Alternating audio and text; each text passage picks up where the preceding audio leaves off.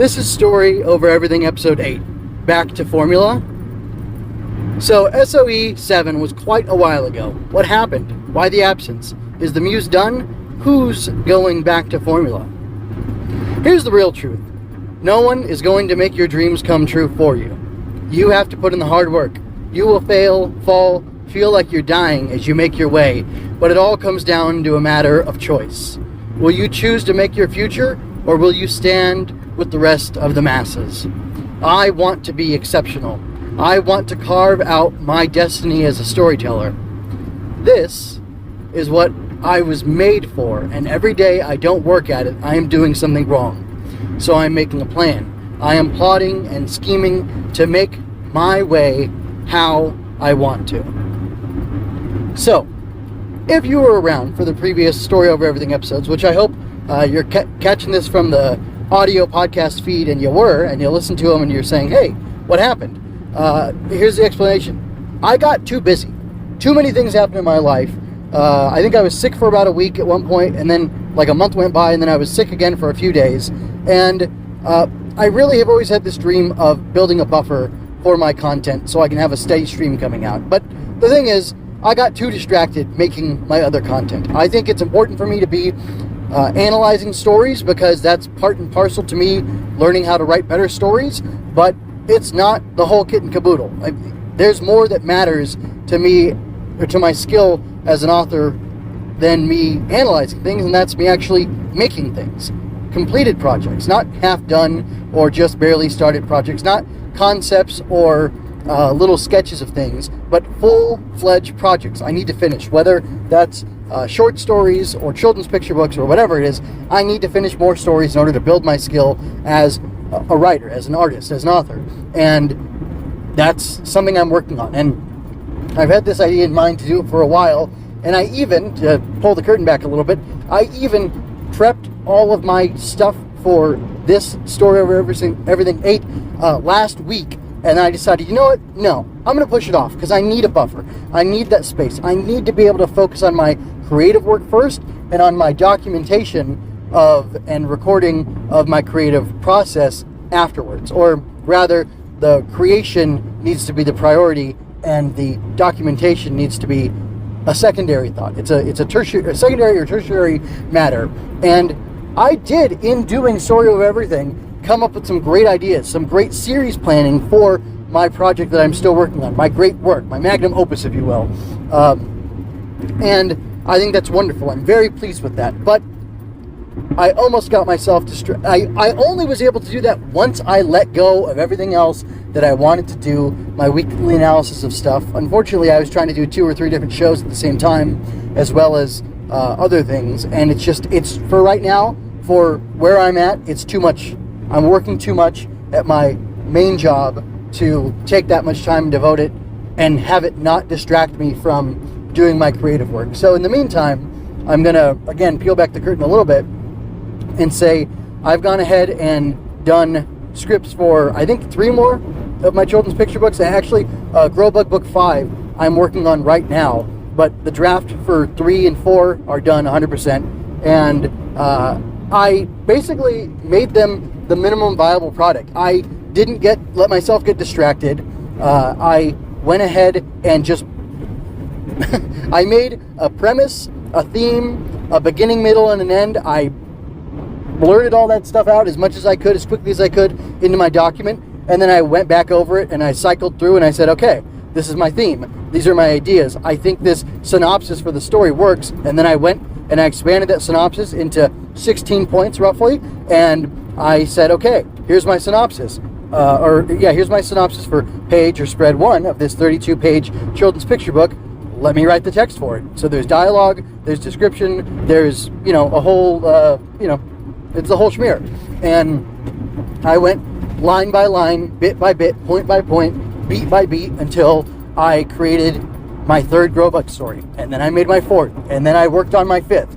And it was a lot of fun. And it was hard, and it was a struggle, but I went ahead and did it, and I'm satisfied. And I still need to go back on number 5 and actually do my work for the manuscript, the raw text, the body of the work. But honestly, I have my beginning, middle, end. I have my theme, I have my premise, and I expanded that premise into an outline for the 16 points of the story. And hopefully tonight, maybe tomorrow night, I'm going to go back into it, into my document, and I'm going to keep working on that, and I'm going to expand it. And then beyond that, I also made a plan for, the fact is, I want these to be children's picture books that have, lovely illustrations in them, professionally done. And I don't have the skill to do the illustrations myself, so I'm not going to try to do that. I'm going to focus on what I'm good at, on what my strengths are for now. And if I want to develop things so that I'm the sole author and illustrator at a later point, I'll do that. But for right now, I'm writing the manuscripts, and I'm planning out. Well, I did some like storyboards for some of the books, but I didn't stop myself and let myself get bogged down on doing that for 3, 4, and 5. I figured, no, I'm just going to write 3, 4, and 5. I don't need the storyboards right now because I don't have an artist to pay to do the work. So it doesn't make sense to get caught up and distracted on doing the wrong thing. I need to put in the least amount of work possible to have a solid product and to be able to turn it around and get a return on that investment. And that's what I'm doing. So, in addition to writing the prose for these 5 children's picture books, one of them is according to industry standards, way too long. It's 2,000 words, which I might have to trim down, or I might not, because I'm self-publishing these.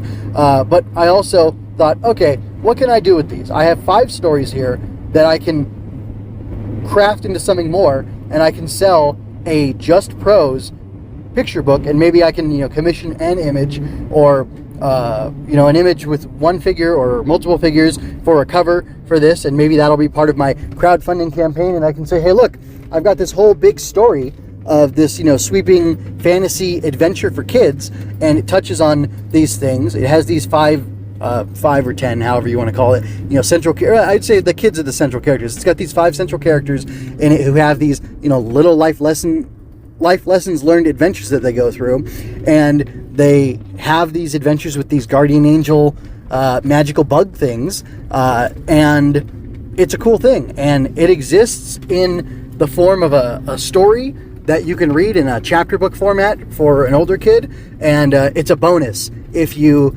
sign on to my campaign for the you get a digital copy free for signing up and pledging to the campaign to turn each of the 5 stories of these 5 kids into a full-fledged picture book, fully illustrated by an author, or sorry, an illustrator who I'm going to hire. And that's it. That's the plan. I'm planning on using my writing and leveraging it to figure out how to get these books published the way I want to have them published. And that means I'll have to do, after these manuscripts are done, and after I do a 6th manuscript where I knit the 5 small children's stories together into a larger children's story, chapter book story with a narrative to it, with 12 to 15 chapters in it total. I'm gonna have to figure out how to put that together. It'll put me through my paces. I'll put together the book through somebody who I can publish wide with. So I'll have ebook version of it. I'll record an audiobook probably.